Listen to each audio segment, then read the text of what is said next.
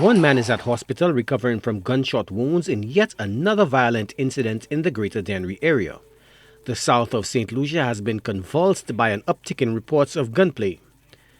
Nightly gunfire has become the soundtrack to nocturnal existence along the windswept plains of Viewfort, the valleys and the shorelines of Dennery, and the urban sprawl of the city limits of Castries to Gros-Islet.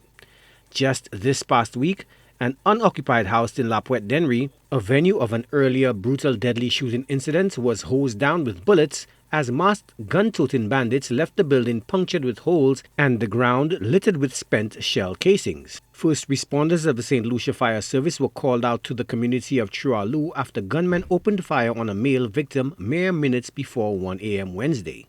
An emergency call came into the Dennery Fire Station on Wednesday, 5th May at 1:10 a.m. for an individual who allegedly sustained gunshot wounds at La Pointe in Dennery.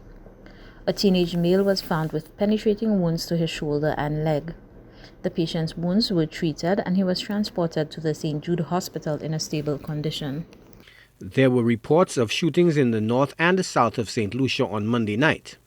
2 men were being treated for gunshot injuries after separate incidents in Viewfort and the Castries. Despite the pandemic, the epidemic of gun violence remains chronic.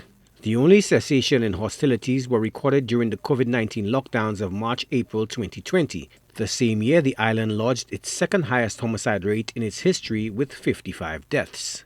Joachim Duplessis, HDS News Force.